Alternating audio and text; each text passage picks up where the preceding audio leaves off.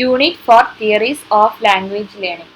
ഈ ഒരു യൂണിറ്റിൽ നമ്മൾ പ്ലാറ്റോ, ഡെക്കാർട്സ്, ലോക്ക്, സ്കിന്നർ അങ്ങനെ ഒരുപാട് പേരുടെ തിയറീസിനെ പറ്റിയിട്ടാണ് ഈ ഒരു യൂണിറ്റിൽ ഡീൽ ചെയ്യുന്നത്. ഇതിൽ first Plato's problem theory of language ആണ്. അപ്പോൾ പ്ലാറ്റോ ആരാണ്? Plato is an ancient Greek philosopher ആണ്. He's the student of Socrates and the teacher of the Aristotle. പിന്നെ ഈ ഒരു പ്ലാറ്റോസ് പ്രോബ്ലം തിയറിയിൽ പറയുന്നത് എന്താണ്? ഈ ഒരു തിയറി കോയിൻ ചെയ്തത് നോം ചോസ്കി എന്ന ഒരു ഫിലോസഫറാണ്. According to Plato, human beings are born with the innate knowledge. എന്താണ് അദ്ദേഹം പറയുന്നത്? ഹ്യൂമൻ ബീയിങ്സ് ഭൂമിയിലേക്ക് വരുമ്പോൾ തന്നെ ഒരു ഇന്നേറ്റ് നോളേജോട് കൂടിയാണ് വരുന്നത്. അവർക്കൊരു ജന്മന ഒരു നോളേജ് ഉണ്ടാവും. അതാണ് അദ്ദേഹം പറയുന്നത്. അവർ കാര്യങ്ങളൊക്കെ അറിഞ്ഞുകൊണ്ടാണ് വരുന്നത്. അവരെ ആരും ഒന്നും പഠിപ്പിക്കുന്നില്ല. അതാണ് ഈ ഒരു തിയറിയിൽ മെയിൻ ആയിട്ട് പ്ലാറ്റോ പറയുന്നത്. Will have an innate knowledge. അതിൽ നമ്മൾ എന്താണ്, ഒരു കുട്ടി അതിൻ്റെ 4ാമത്തെ വയസ്സിൽ തന്നെ എന്ത് ചെയ്യുന്നുണ്ട്? അതിൻ്റെ നേറ്റീവ് ലാംഗ്വേജിൽ ഒരുപാട് കോംപ്ലക്സ് ആയിട്ടുള്ള സെൻറ്റൻസ് ഒക്കെ ക്രിയേറ്റ് ചെയ്യാനുള്ള ഒരു എബിലിറ്റി ഉണ്ട്. അത് ആ കുട്ടിക്ക് ഇന്നേറ്റ് ആയിട്ട് കിട്ടുന്ന ഒരു എബിലിറ്റി ആണെന്നാണ് അദ്ദേഹം പറയുന്നത്. നമ്മൾ ഹ്യൂമൻ ബീയിങ്സ് എന്താണ്, ഒരുപാട് കാലമൊന്നും ഭൂമിയിൽ ജീവിക്കുന്നില്ല. പക്ഷെ അവർ ആ ലിമിറ്റഡ് ടൈമിൽ ഒരുപാട് കാര്യങ്ങൾ ചെയ്യുന്നുണ്ട്. ഇതിനെയാണ് നമ്മൾ പ്ലാറ്റോസ് പ്രോബ്ലം എന്ന് പറയുന്നത്. ഒരു കുട്ടി ഒരു ലാംഗ്വേജ് എങ്ങനെ എത്ര പഠിക്കുന്നു, ഇതാണ് ഈ ഒരു തിയറിയിൽ മെയിൻ ആയിട്ട് പറയുന്നത്. അതുപോലെ ഒരു കുട്ടി അതിൻ്റെ ഏർലി ഏജിൽ തന്നെ എന്താണ്, ആ കുട്ടിയുടെ ലാംഗ്വേജ് അക്വയർ ചെയ്യാനും അത് മനസ്സിലാക്കാനും പറ്റുന്നുണ്ട് അല്ലേ ആ കുട്ടിക്ക്. ഈ ഒരു തിയറിനെയാണ് നമ്മൾ പ്ലാറ്റോസ് പ്രോബ്ലം തിയറി എന്ന് പറയുന്നത്. എന്താണ്, people must come equipped with most of their knowledge and need only his and contemplation to complete it. എന്താണ്, പീപ്പിൾസ് ഭൂമിയിലേക്ക് വരുമ്പോൾ തന്നെ എന്താണ്, എക്വിപ്ഡ് ആയിട്ടാണ് വരുന്നത്. അവർ ഓൾറെഡി ഒക്കെ ഒരു ഇന്നേറ്റ് നോളേജ് ഉള്ളത് കൊണ്ട് അവർ കാര്യങ്ങളൊക്കെ അറിഞ്ഞുകൊണ്ടാണ് വരുന്നത്. അതിൽ നമ്മൾ എന്താണ്, കുറച്ച് ഹിൻസ് ഒക്കെ ആഡ് ചെയ്തിട്ട് അവരുടെ ലാംഗ്വേജിനെ ഡെവലപ്പ് ചെയ്യാണ് നമ്മൾ ചെയ്യുന്നത്. ഈ ഒരു കാര്യമാണ് പ്ലാറ്റോസ് പ്രോബ്ലം തിയറി ഓഫ് ലാംഗ്വേജിൽ നോം ചോസ്കി പറയുന്നത്. ഇതിൽ മെയിൻ ആയിട്ട് എന്താണ്, human beings are born with the innate knowledge.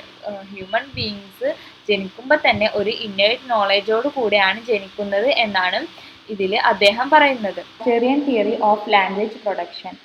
കാസ്റ്റേറിയൻ theory കൊണ്ടുവന്നത് നോം ചോസ്കിയാണ്. റെനെ ഡെസ്കാർട്ടിൻ്റെ കോൺട്രിബ്യൂഷൻ എന്നാണ് നോം ചോസ്കി എടുത്ത കുറച്ച് പോയിന്റ്സ് ആണ് ഈ ഒരു തിയറിയിൽ പറയുന്നത്.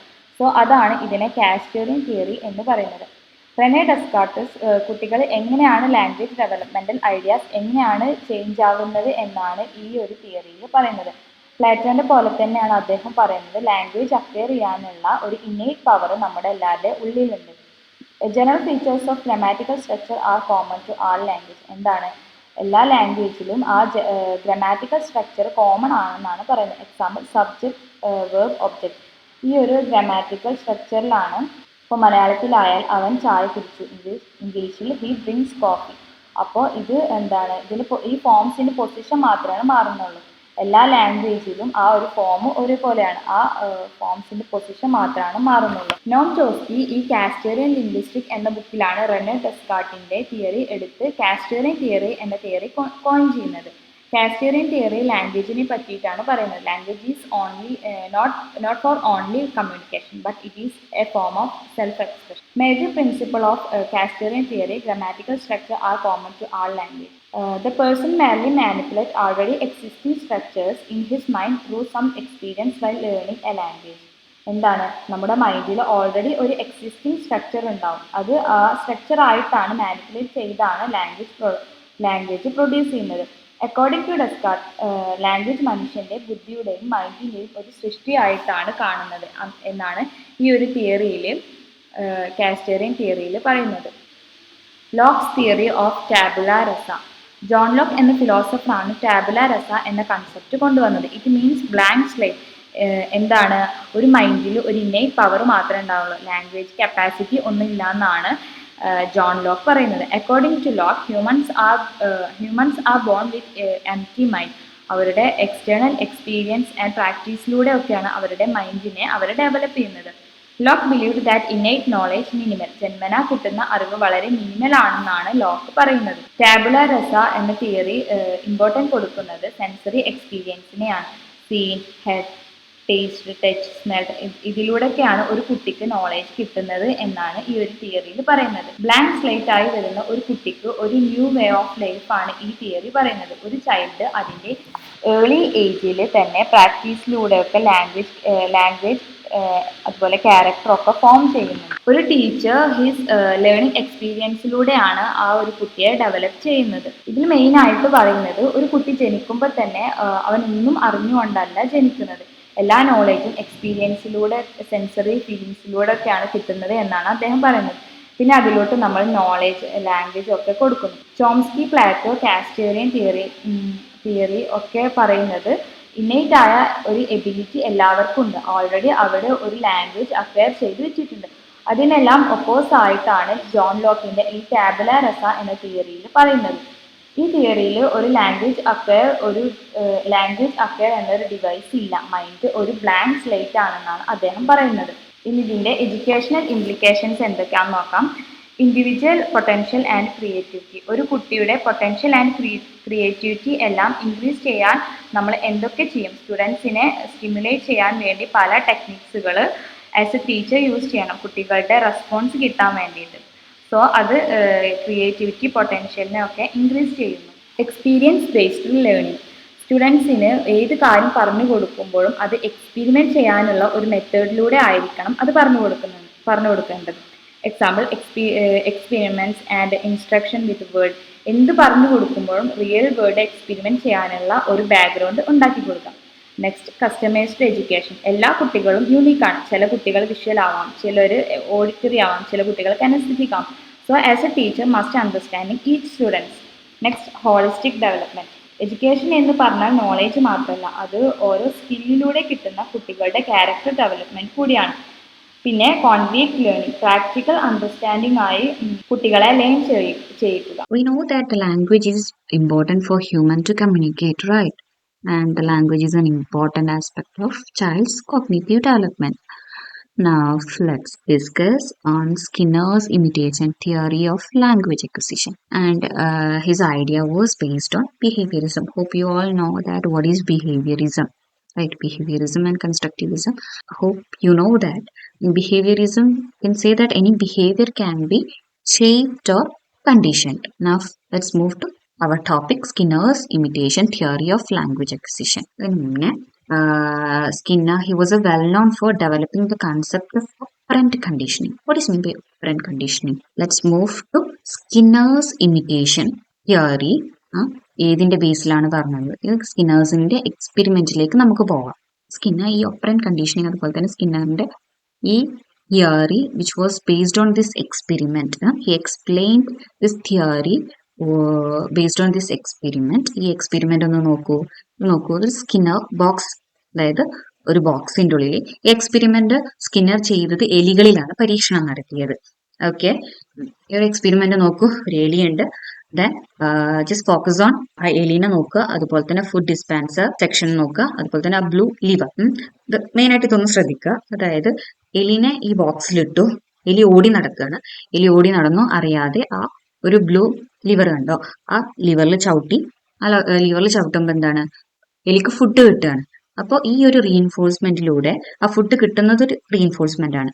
അത് കിട്ടുന്നതോടുകൂടി ആ ഒരു ആക്ഷൻ റിപ്പീറ്റ് ചെയ്യുകയാണ് ചെയ്യുന്നത്. ഓക്കെ, എലി എങ്ങനെയോ ഓടി നടന്നു, അതിലൂടെ ഓടി നടന്നപ്പോൾ എങ്ങനെയോ ആ ലിവർ ചവിട്ടി, അപ്പോഴാണ് എലിക്ക് ഫുഡ് കിട്ടുന്നത്.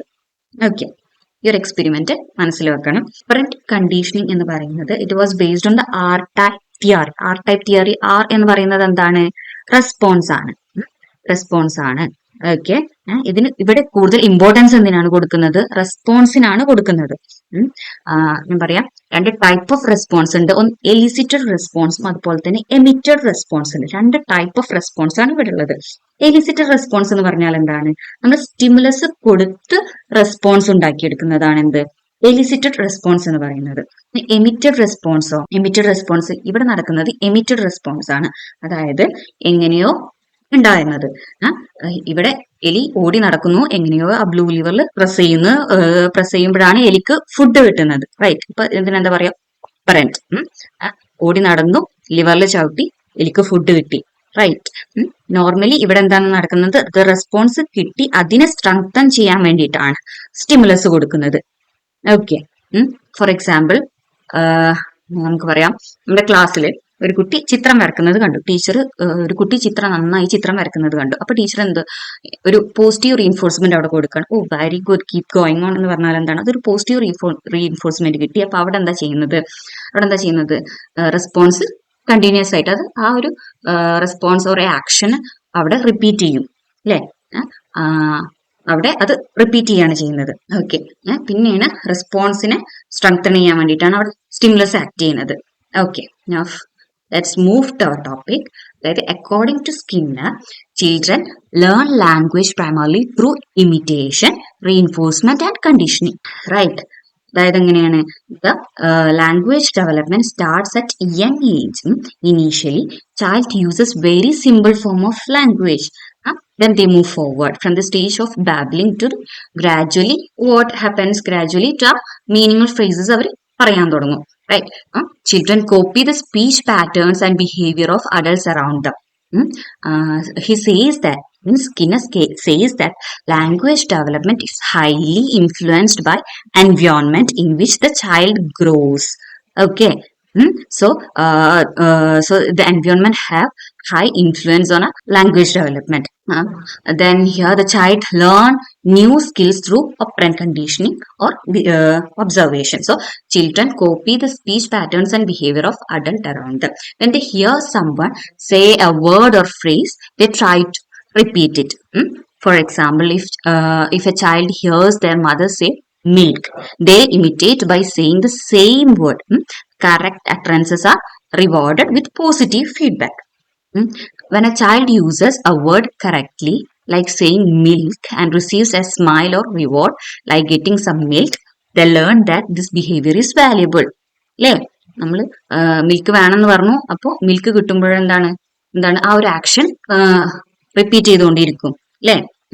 So in child's learning environment is rewarded response are repeated, and once reprimand ചെയ്യുന്നത് എന്താണ്, അവിടെ സപ്രസ് ചെയ്തു പോവുകയാണ് ചെയ്യുന്നത് അല്ലെ. സപ്രസ് ചെയ്ത് പോവുകയാണ്. According to Skinner, the main principle of operant conditioning is reinforcement. Positive reinforcement encourages them to continue, repeat ചെയ്യും, or and the negative reinforcement will discourage repetition. അത് അവിടെ സപ്രസ് ചെയ്ത് പോവുക ചെയ്യുക. Children learn language step by imitation, repetition, memorization, controlled drilling and reinforcement. നമ്മൾ പറഞ്ഞ പോലെ അവിടെ ഒരു റീഇൻഫോഴ്സ്മെന്റ് നടക്കുമ്പോഴാണ്, മേ ബി പോസിറ്റീവ് റീഇൻഫോഴ്സ്മെന്റ് ആണെന്നുണ്ടെങ്കിൽ അത് റിപ്പീറ്റ് ചെയ്ത് ആ ഒരു ബിഹേവിയറിനെ നമുക്ക് കണ്ടീഷൻ ചെയ്തെടുക്കാൻ പറ്റും. അതായത് both positive or negative. Positive ആണെങ്കിൽ അത് റിപ്പീറ്റ് ചെയ്യും, നെഗറ്റീവ് ആണെങ്കിൽ അത് അവിടെ സപ്രസ് ചെയ്യുകയും ചെയ്യും അല്ലെ. Through repetition and positive outcomes children refine their linguistic abilities. അങ്ങനെ അവർക്ക് കിട്ടുന്ന റീഇൻഫോഴ്സ്മെന്റിനനുസരിച്ചാണ് അവരുടെ ലാംഗ്വേജ് അക്വിസിഷൻ നടക്കുന്നത്. They learn not only individual words but also how to put them together into sentences. It's a behaviorist view on language learning. Skinner's behaviorism shares some common ground with Locke's tabula rasa. Hope you all know about tabula rasa, the blank slate. Right. While both theories address the role of environmental factors, they differ in focuses.